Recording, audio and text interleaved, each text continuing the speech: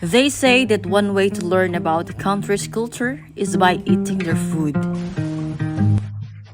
With more than 7,000 islands and a variety of influences in its rich history, the Philippines is in short of mouth-watering dishes.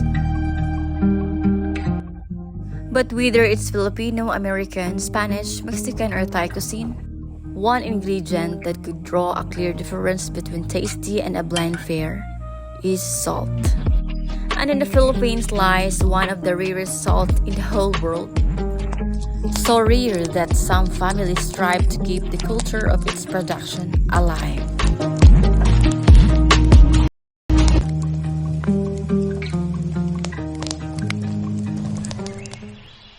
Albuquerque in Bohol, also colloquially known to its residents as Albor, is located 12 kilometers away from the province's capital of Tagbilaran City. This is the home of asin tibuok, or in English, whole salt. One of the rarest salt not only in the Philippines, but the world over. Mang Nistora was only 10 years old when he learned the process of making asin tibuok. And now he is 73 years old. Sugod ko sa nag-edad pa ko 10 years sa sinunod sa akong mga apuhan o kamahan. Antun aron nahimo na minyo na ko na may pamilya na sige lagi apon trabaho sa asin tibuok. Nya mao ni karon lagi sige apon antun aron na 72 years sige lagi apon trabaho sa asin. Si kapoy na ang lawas pero kaya pa man. The Minongas family also faced challenges along the way. At the point the family stopped producing asin tibuok. It was until Mang Nestor's younger brother, Father Chris Minongas, convinced his siblings to revive the tradition of making asin tibuok. The process of making it is nowhere near simple, as it's actually tedious, taking several months to complete.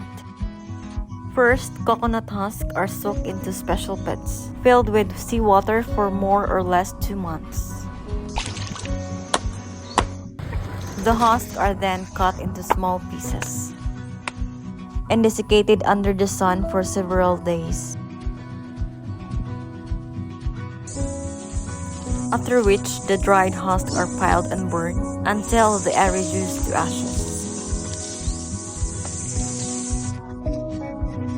It takes a lot of patience to complete this step, as Minongas need to make sure that the fire beneath the pile doesn't die down. The ashes, also called as gasang, are then placed in funnel shape, filtering device. Seawater is then poured over the funnel to extract the salt from the ashes.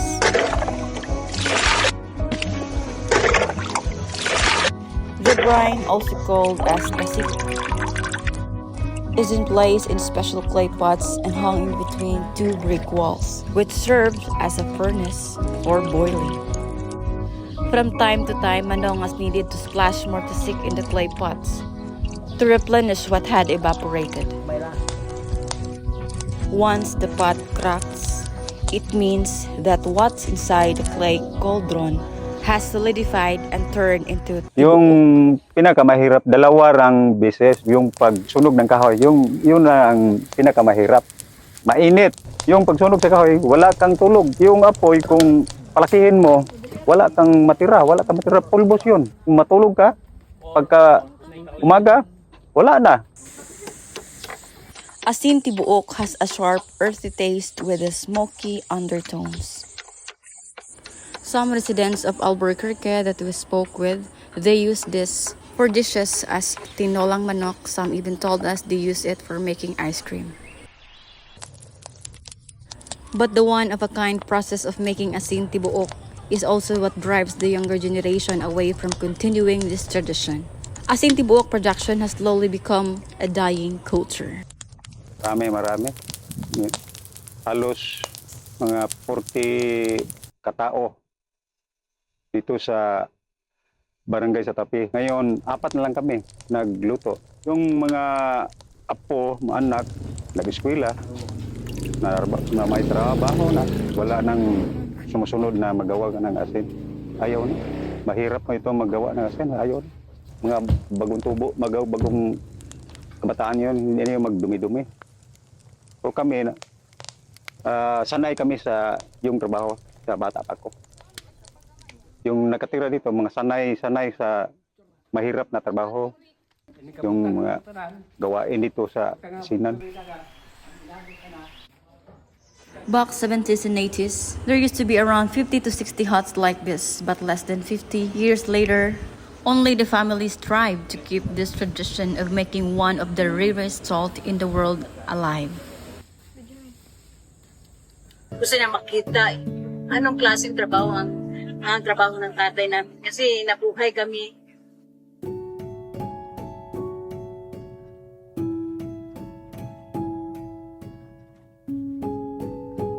Nabuhay kami ng tatay namin sa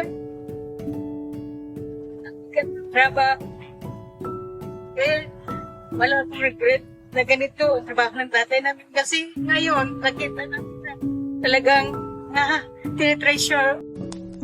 Mang Nestor affirms there are fears with him that one day the tradition of making asinti buok would fade into obscurity, especially with the aging population of Asineros in Albuquerque. Asin na siya. Ay, abo na. Abo nga gahe. Kay ang siga ni sa libuhan mo tubig dagat. Adlaw ko ba nga mawanay di wanay mo himo kay hagop man trabaho ko wanay mo puli bag gama na mo ngani mga kabataan wa na may kawan. Hadlok kita kong mawa ning pag gama ning asin kay wa na man ko sunada nga mo trabaho ni asin hagop man trabaho ko ni. Kapoy hagop ning trabaho Mao nang tagsara mo sugod nagaagni gani ko ang mag-train ko dire wa kay mo anha. Sana makita nila yung kahalagaan sa kultura ng Pilipino, lalo na nito sa Asinti Buok kasi wala ito sa ibang lugar. Dito lang po sa Albor, maliit na bayan ng Bohol. Sana malagay sa kanyang isipan at sa kanyang puso na ang legacy sa paggawa ng Asinti Buok is very important.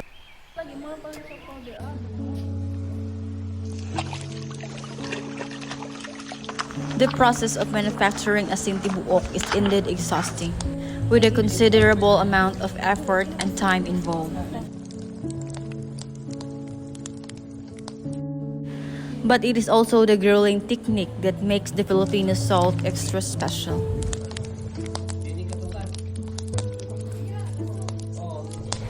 Just like how salt builds the flavor of food, preserving the tradition of producing asinti buok would also make the Filipino culture more distinct and more delectable.